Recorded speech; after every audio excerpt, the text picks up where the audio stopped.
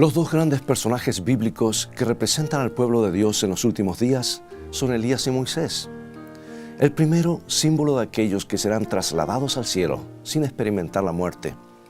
El segundo, uno de los más grandes profetas de todos los tiempos, representa a todos aquellos que murieron, pero que serán resucitados en la segunda venida de Cristo. Después de los siglos de esclavitud, finalmente el pueblo de Dios fue liberado con mano poderosa. Y esa experiencia de esclavitud y liberación fueron plasmadas en un cántico de victoria conocido como el Cántico de Moisés. Hay algo en el Cántico de Moisés que se aplica especialmente al pueblo de Dios en nuestros días. La Biblia dice que cantaremos el Cántico de Moisés y del Cordero después de la liberación final del pecado, cuando Cristo regrese. Pero debemos recordar que es aquí, en esta tierra, donde comienza ese canto. Es el canto de nuestra liberación de la esclavitud del pecado desde que aceptamos a Cristo. Es el cántico de nuestra experiencia con Cristo. Moisés, el hombre que habló con Dios cara a cara, nunca hubiese entrado en la historia si no hubiera sido por su madre Jocabed. La Biblia dice que el faraón emitió un terrible decreto, y eso está en Éxodo capítulo 1, versículo 22. Entonces Faraón mandó a todo su pueblo, diciendo: echad al río a todo hijo que nazca, y a toda hija preservad la vida. Y fue cuando este decreto estaba en pleno vigor, cuando Moisés nació. Su madre lo tuvo escondido por 3 meses en la casa, hasta que finalmente lo colocó en una canasta flotante a la orilla del Nilo. Y nada menos que la hija del enemigo del pueblo de Dios lo encontró. Pero Dios le dio a ella el amor maternal, y ella se enamoró del niño. Eso sí fue amor a primera vista, ¿verdad? La madre de Moisés vivía cerca del palacio en una pequeña casita que se le había provisto. Ella estuvo dispuesta a trabajar como sierva de su hijo para ganarlo para Dios. Y cerca del palacio egipcio, con sus magias negras, hechicería, espiritismo del más avanzado, sin un predicador, sin escuela sabática, sin escuela de iglesia, allí estaba una solitaria mujer, en la oscura medianoche de Egipto, orando y llorando. Y a través de esas lágrimas, rogaba e instruía a su hijo para que las cosas celestiales estuviesen tan vívidamente en su mente que todo el esplendor de Egipto no lo pudiera apartar. Pocos años más, y el mayor trono de autoridad y poder del mundo de aquellos días sería suyo. Por otro lado, también allí estaba una multitud de esclavos que su madre le había contado eran su pueblo.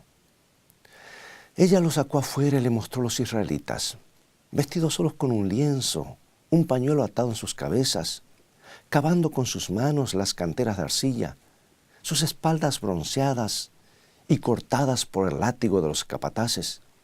La madre de Moisés le decía: ese hijo mío, ese es tu pueblo. No puede ser, exclamó. Parecían ser del más bajo estrato de la humanidad. Pero ella lo había instruido tan bien que finalmente eligió esa banda de esclavos como sus futuros compañeros para la vida, en vez de aceptar el trono de Egipto, con la mayor cultura de todo el mundo antiguo. Él decidió sufrir la aflicción con el pueblo de Dios.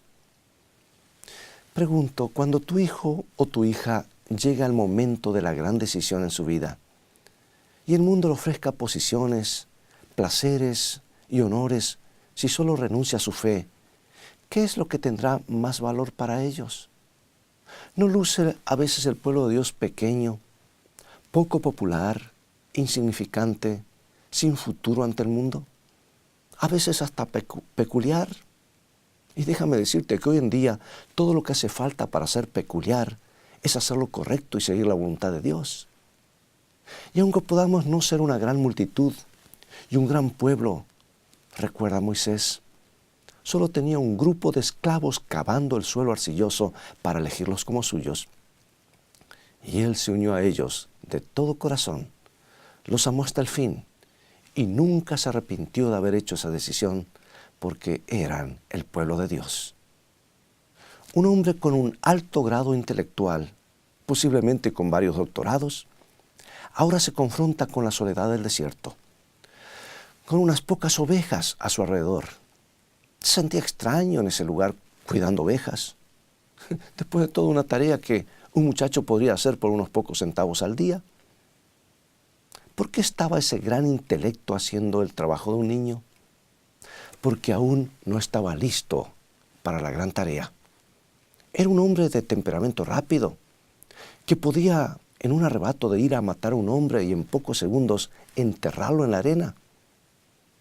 Le llevó 40 años en el desierto aprender esta lección. 40 años, mientras el pueblo de Israel estaba clamando por liberación. Pero ellos tenían que esperar hasta que Moisés estuviese listo. Y las ovejas le enseñaron.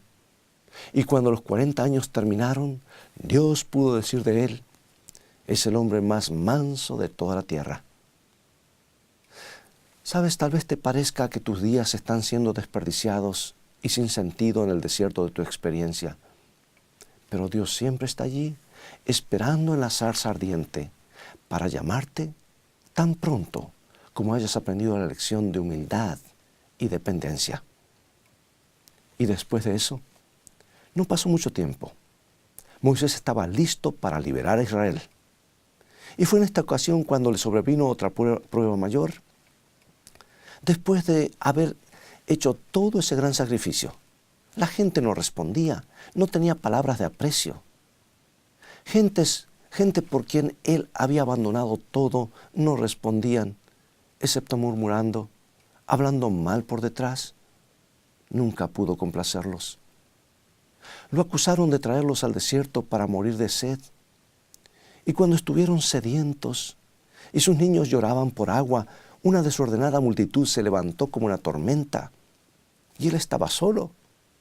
¿Qué podía hacer contra esa ignorante, esa enojada horda de esclavos que ya venían con piedras en las manos para destrozarle el cráneo? Lo que hizo fue ir a Dios urgente. Fue ir a Dios con urgencia buscando protección. Con razón la Biblia dice que él hablaba con Dios como con un amigo. Y le dijo a Dios que debía darles agua o él tendría que morir sepultado bajo las piedras. Y Dios contestó, voy a sacar agua de la roca. Y el agua brotó hasta que se saciaron. Y el pueblo se calmó. Pero no muchos días después, otra vez andaban con piedras en las manos, quejándose que no podían sembrar ni cosechar en las arenas del desierto. Y Dios hizo llover pan del cielo. Pero ellos se quejaron de esa comida que la Biblia llama comida de ángeles. Querían volver a la dieta de Egipto. Dios quería cambiar su dieta, porque aparentemente ese era uno de los motivos de su carácter explosivo. Dios estaba preparándolos para hacerlos entrar en Canaán, en la tierra prometida. Pero parecía que el más alto ideal del pueblo era estar en la dieta de Egipto y los cultos licenciosos de Baal. Muchos de nosotros esperamos aprecio por el sacrificio que hemos hecho al aceptar la fe y formar parte del pueblo de Dios. Y nos quebranta el corazón cuando en vez de eso encontramos críticas, se habla por la espalda, sin simpatía, y chasqueados tal vez exclamamos, ¿es posible que ese sea el pueblo de Dios? El mundo me aprecia más que ellos. Nunca olvides, amigo y amiga, el canto de Moisés y del Cordero. Moisés no fue solamente despreciado y criticado, sino que su vida estaba en constante peligro. Cuando te sientas desanimado, desanimada, tentado o tentada a dejar el pueblo de Dios, siempre ten esto en mente. El pueblo finalmente llegó tan bajo en su rebelión que Dios aparentemente se desanimó de ellos y dijo, voy a terminar con esta burla, voy a barrer a estos malvados, los destruiré a todos, incluso a Aarón, tu hermano. No, no lo hagas, respondió Moisés. Déjame solo, voy a consumirlos, dijo Dios, y haré de ti una nación grande. Bueno, Moisés podía haber pensado, bueno, me parece bien tu idea, es una buena idea. Tú no puedes hacer nada con esta clase de gente tan baja, desordenados e incultos. Yo creo que conmigo puedes comenzar de nuevo, puedes hacer un nuevo pueblo y creo que vas a llegar más lejos. Después de todo, yo tengo cultura, educación, y cada cosa que tú necesitas para ser una nación con mayúscula. ¿Sabes que algunas personas dejan su iglesia porque pierden su empleo o tienen algún disgusto o porque hablaron mal de él o de ella? Supongamos que a líderes de esta clase se les hiciera una oferta como la que se le hizo a Moisés. ¿No saltarían de contentos? Pero ellos nunca cantarán el cántico de Moisés y del Cordero. Moisés no estaba pensando en sí mismo, en su fama, su honor o su estima propia. Él había abandonado todo eso por Dios años atrás. Y mucho más atrás él se había unido de corazón y alma a su pueblo y había aprendido a amarlos porque ellos eran el pueblo de Dios. Y él no se iba a dar por vencido ahora. Su amor por ellos era como el amor de Dios por la debilitada humanidad. Inmediatamente comenzó a interceder por ellos, recordando el amor de Dios que le había manifestado y cómo él no podía separarse de ellos. Vez tras vez repitió esto, pero su caso era desesperado. La decisión divina de destruir a los hebreos era irrevocable. Pero Moisés allí se mantuvo rogando, rogando y rogando. Puso delante de Dios cada razón que pudo para encontrar a urgirlo, a salvarlos. Y todavía allí estaba el pueblo que una y otra vez estaba listo para apedrearlo en un momento y dejar su cuerpo en la soledad del desierto. Pregunto, amigo y amiga, ¿estás listo para cantar el canto de Moisés y del Cordero? Moisés amó a un pueblo 100 veces más imposible de amar que todos los que vemos hoy, pero por nada del mundo podría darse por vencido. ¿No es admirable el amor de Moisés por el pueblo de Dios? ¿O tú permites que algún pequeño insulto, una mirada o un olvido al saludarte te lleve a apartar tu amor del pueblo de Dios? Acuérdate del canto de Moisés. Finalmente vio que sus ruegos aparentemente no podían cambiar la decisión de Dios. Dios se mantenía firme. El pecado era grave y Moisés lo sabía. Ellos habían atribuido su liberación de Egipto al becerro de oro. El Dios de los enemigos, de sus enemigos, era el gran poder que los había rescatado de la esclavitud egipcia. Así lo reclamaban ellos. Y sabes que Moisés había dejado solo una cosa sin mencionar en su ruego a Dios y no temió usarla. Él tenía su nombre en el libro de la vida. Y como último recurso, estuvo dispuesto a que su nombre fuese raído, borrado del libro de la vida para salvar a su pueblo. Y Dios no podía prevenir que él hiciera esto. Cada uno tiene derecho de elegir la vida o la muerte eterna. El Señor no nos impide esto. Y tal vez tú puedes ver esto más claramente en Éxodo, capítulo 32, versículo 32. Él dice, que perdones ahora su pecado. Y trato de imaginarme que allí hay una pausa. Parece que no respira. Parece que su corazón se detiene. Y agrega, y si no, ráeme ahora de tu libro que has escrito. Y antes que perdiera a Moisés, Dios perdonó sus pecados y salvó a su pueblo. Por amor a su pueblo, Moisés estuvo dispuesto a ir a la destrucción. Un eco del Calvario, ¿verdad? Un hombre dispuesto a renunciar su vida eterna por otros que aparentemente eran sus enemigos. Algunos pueden estar dispuestos a renunciar su vida presente por otros, pero Moisés estuvo dispuesto a privarse de la vida eterna. Con razón la Biblia une su nombre con el de Cristo para siempre. Dice la Escritura que ellos cantarán el canto de Moisés y del Cordero. Pregunto, amigo y amiga, ¿estás ofendido por alguna afrenta? ¿Listo para sacudir el polvo de tus pies y dejar el pueblo de Dios? La crítica hacia el pueblo de Dios hace que te vuelvas contra la iglesia. O como Moisés de antaño puede decir, este es el pueblo de Dios, voy a permanecer con ellos hasta que aparezca la Canaán celestial. Pero Moisés tuvo una gran desilusión. Una vez cuando el pueblo se amontonó y se amotinó a su alrededor tratando de apedrearlo. Él perdió el control por un minuto y golpeó 2 veces la roca. Y eso lo encontramos en el libro de Números, capítulo 20, versículo 10. Nos dice así la Escritura. Y reunieron Moisés y Aarón a la congregación delante de la peña y les dijo: Oíd ahora, rebeldes, ¿os hemos de hacer salir agua de la peña? Moisés y Aarón cometieron un doble error. Número 1, tomaron la gloria para sí mismos y dijeron: ¿os hemos de hacer salir agua de esta peña? E inmediatamente, un error más grave. Números 20:11. Entonces alzó Moisés su mano y golpeó la peña con su vara 2 veces, y salieron muchas aguas, y bebió la congregación y sus bestias. Y tú puedes preguntarte, ¿cuál es el error acá? Es que esa roca, amigo y amiga, de la cual salió agua, era un símbolo de Cristo, quien sería herido una sola vez, no 2 veces. El apóstol Pablo, escribiendo a los creyentes en la iglesia de Corinto, repasando la forma maravillosa como Dios guió a su pueblo, hace alusión a este incidente y nos aclara quién es esa roca. Veamos, 1 Corintios capítulo 10, versículo 4. Y todos bebieron la misma bebida espiritual, porque bebían de la roca espiritual que los seguía, y la roca era Cristo. ¿Captas tú el significado? Moisés golpeó la roca 2 veces y rompió el simbolismo de que Cristo, la roca de los siglos, el agua de vida, sería herido y muerto una sola vez.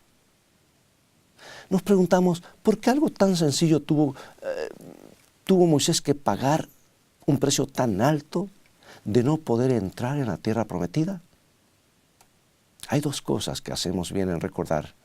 Primero, cuando Dios nos dice algo y cuando está en su palabra, debemos aceptarlo tal como Él lo ha dicho, sin agregarlo o quitarle. Y segundo, el Señor tiene por responsables a los líderes mucho más que al pueblo. Moisés tenía su corazón puesto en entrar en la tierra prometida. Era el gran pensamiento que lo reconfortaba cuando Israel se rebelaba contra él. Oh, esperar hasta que ellos pudieran ver el maravilloso país que fluye leche y miel. ¿No sería esto glorioso? Oírlos y verlos saltar de alegría. Pero ese privilegio le fue negado. Todo parecía desierto, oscuro ahora. Pero él todavía tenía una esperanza.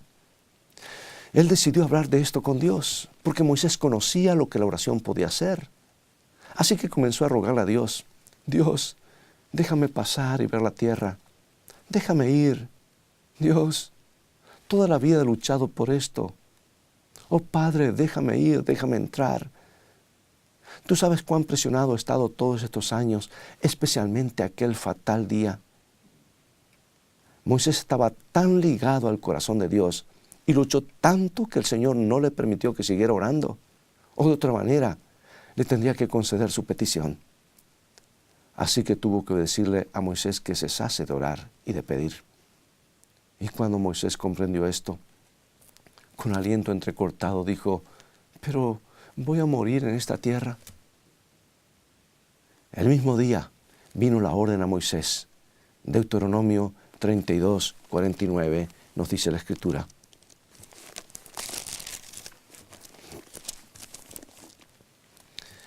sube a este monte de Abarim, al monte Nebo, situado en la tierra de Moab, que está frente a Jericó, y mira la tierra de Canaán, que yo doy por heredad a los hijos de Israel, y muere en el monte al cual subes, y sé unido a tu pueblo, así como murió Aarón tu hermano en el monte Hor, y fue unido con su pueblo.